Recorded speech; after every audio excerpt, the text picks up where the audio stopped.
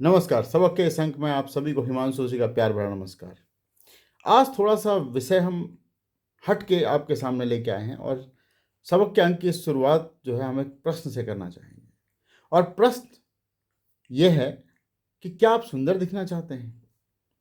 और मैं नहीं समझता कि कोई ये कहेगा कि नहीं, और यदि हाँ, तो मैं ये कहूँगा कि अगर आप सुंदर दिखना चाहते हैं तो चेहरे पे कुछ लगाने से बेहतर है आप अपने अंदर की शूर्पणखा को पहचानें।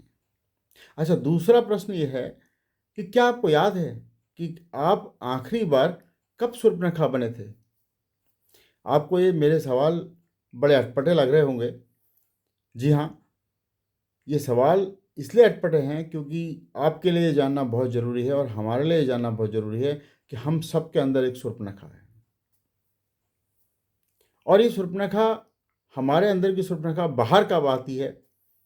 ये बाहर तब आती है जब तक देखिए संयम और संतुलित हैं आप, जब तक आप विनम्र हैं, तब तक आपकी सुंदरता जगत के सामने आपको जगत को दिखाई देती है।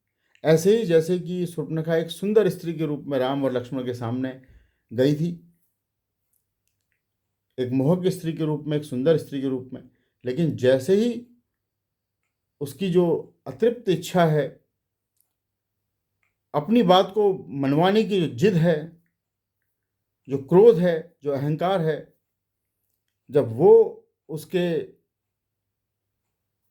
जो व्यवहार पे भारी पड़ता है, तो उसके अंदर की जो राक्षस है, जो उसके अंदर का जो राक्षस है, जो दैत्य है, वो बाहर प्रकट होता है। और ये हम सबके साथ भी यही होता है। तो हमारी जो जिद है, हठ है, अपनी बात मनवाने की जो इच्छा है, अतृप्त इच्छा है, क्रोध है, जब हम पे हावी होने लगता है, तो हमारे अंदर के अंदर छुपी जो शूर्पणखा है, जो राक्षस है, जो राक्षसी है, वो बाहर प्रकट होती है। तो एक और बात इसमें बहुत सोचने की बात है कि जो जो काम लक्ष्मण के तीर ने शूर्पणखा के नाक को काट के किया, वो उस तीर की हमें ज़रूरत नहीं पड़ती। इस समय वह हमारी वाणी, या कहिए बुरी वाणी, बुरा व्यवहार और आचरण ही वो नाक कटाने का काम कर देता है। तो अगर आप, इसीलिए आप मेरा आज से समझ चुके होंगे, अगर आप सुंदर दिखना चाहते हैं तो अपने अंदर की शूर्पणखा को पहचानें और अपना जो है विनम्र रहें, संतुष्ट रहें, संतुलित रहें और अपने अंदर की शूर्पणखा को कभी भी बाहर प्रकट ना होने दें और अपनी सुंदरता को बनाए रखें।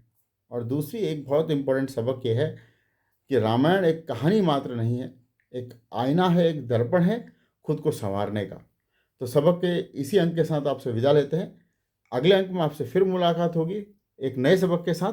तब तक के लिए नमस्कार।